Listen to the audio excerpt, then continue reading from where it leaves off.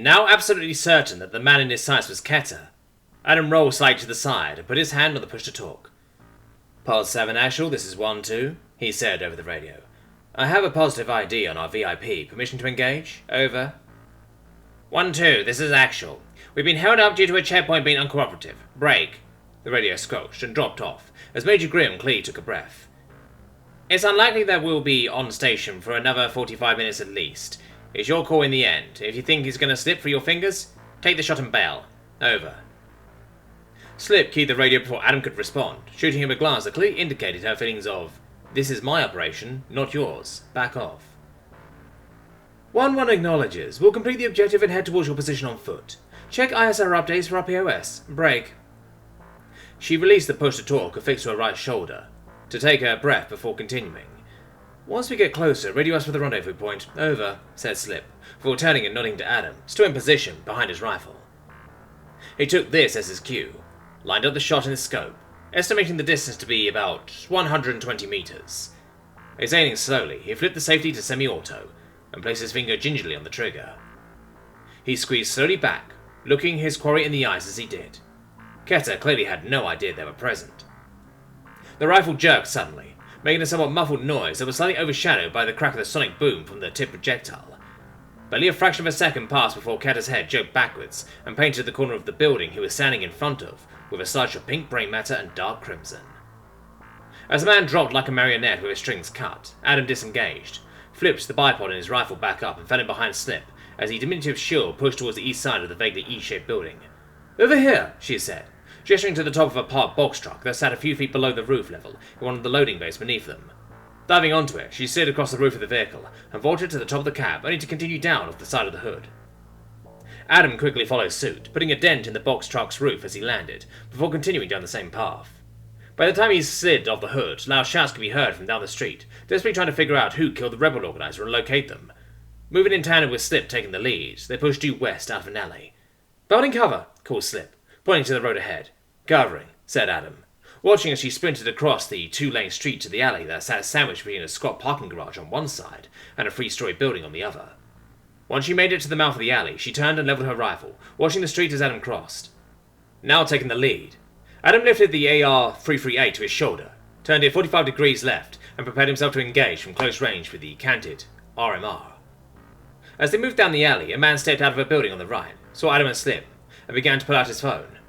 This was apparently the wrong move, as Slip let loose a burst of 4 rounds to the civilian's upper chest. What the fuck, Slip? Asked Adam as loud as he dared. We were never here, she said, looking him dead in the eyes, as the tension built around them. That means anyone that sees us, dies. Anyone that tries to phone a friend, or maybe rebel reinforcements, dies. This is what we do, Adam. Now put your tits forward or get the fuck back, she said, as both of their rifles moved to the load ready. This wasn't an operational style that Adam enjoyed, but it was one he'd had to commit to in the past. Like the disastrous operation in Dallas nearly 2 years ago that got a total of 47 civilians killed because of a miscommunication on what type of gas was supposed to be used. He held suspicions that it wasn't accidental, and that Alec Carver, Adams' best friend from basic training through the regiment and into the militias, had actually ordered the mustard gas to be used, instead of tear gas as planned. Adam lowered his rifle and shook his head. I'm not mad, they just caught me off guard. Take point, small tits. He'd heard some show use the insult a few years back and decided to throw some heat the diminutive woman's way. It might lighten the mood, it might get him killed. He reckoned he had a 50-50 shot. It did neither. Instead she growled and turned down the alleyway in front of them, moving past the dying man. Adam pulled his pistol from his holster on his upper thigh, grabbing his rifle in his left arm, with a single round for the man's head as he passed by. Not bothering to look after hearing the wet squelch of his skull splintering, and frankly not wanting to, Adam fell in behind Slip. She was fast for a shield, which she attributed to her stature. She stood barely at 6'3", with what he would at best estimate to be a B-cup chest, and massive muscular thighs. Having run from your average Shilvanti pursuer before, Adam knew that, as a race, they lacked endurance for long-term exercise and runs. She, on the other hand, showed no signs of stopping, tiring or slowing down, even after they had run nearly a kilometre through alleyways, 2-lane roads and parking lots. Spun a decaying building that had clearly been hit by a short orbital bombardment, they looked at each other and nodded simultaneously. Pod 7 Actual, this is 1-1. Do you read? Asked Slip, as they advanced in the building. It was clearly unstable, crumbling concrete from wounds of battles past. The building in question was a squat, 4-story complex that had clearly once been a hospital of some kind. They reached the front of a jagged hole in the side of the building before getting a response. 1-1, this is Pod 7 Actual, go ahead, came Grinch's reply from the radio. Be advised, we have broken contact with enemy forces and are moving to set up position at... Break. She paused and turned to Adam. What fucking building is this? I can't read English. Adam said intelligently, as he looked through the sign. Looks like the Cheyenne Regional Hospital. 1-1, you still with us? Asked the Major. Yes, just identifying the building, Actual. We're about 1.5 kilometers east of position 1. We'll give specifics when you get close. Over, said Slip, pushing up the collapsed and embanked concrete floor into the building. Solid copy, 1-1. Actual out. With that, the radio went silent. Adam followed Slip up the embankment and onto the second floor. Pulling out a small ball, she set the ball gingerly on the ground and continued on deeper into the floor. The hell was that? Adam asked, wondering what she was up to. She turned to face him with a grin. Something that I picked up from a night cruise smuggler about 2 years back, along with these goggles, she said, gesturing to the vaguely sunglass-shaped lenses while pulling a fist-sized pouch from her belt. They're sonic pulse beacons, and if I place them down in a room, they send out a pulse of ultra-high-pitched sound waves. They then pick up the return waves, make an image out of it, and paste it to my goggles. In short, it allows me to see through walls, she said, with a proud and satisfied smile. Damn, I really need to get me some of those glasses, Adam thought, observing the very happy Shorvanti woman. So, you need to place them in every room then? He asked, his train of thought running wild. Ding, ding, ding, got it in one. You're not as stupid as you look after all, she said sarcastically. Here, take a few of these and place them on the 4th floor. I'll set up on the 3rd floor. After you're done with that, get set up on the roof and act as sniper and lookout. If anyone enters the building, I'll intercept, and hit from the shadows. Good? Works for me, he said, taking the extended hand full of the orbs. They're all about half an inch in diameter, black and polished to a sheen. Do these need to be placed in the centre of the room, or is a corner okay? Turning towards the stairwell and moving on, she replied, They'll work well anywhere that has a largely unobstructed view of the room, so just put them somewhere that isn't blocked by a lot of shit. Fair enough, he replied, following her up the stairs. After moving up the stairway in tandem, she stacked on the 3rd floor doorway. This is my stop, she said. Adam nodded and continued up the stairwell as he had been taught. Holding his rifle by the magwell and grip in the cross of his elbow, he cleaned both landings before the 4th floor doorway with his pistol drawn. As he reached the 4th floor doorway, he pulled the door open and stepped into the night air. The bombardment that had hit this building had carved a massive scar into the south side of the complex, removing that section of roof, 4th and 3rd floors, along with collapsing the 2nd into a sloped shelf that they had scrambled up to enter the building. The 4th floor was largely open office space, made up of cubicles illuminated by the light of a full moon that poured through the massive hole in the side and roof of the building.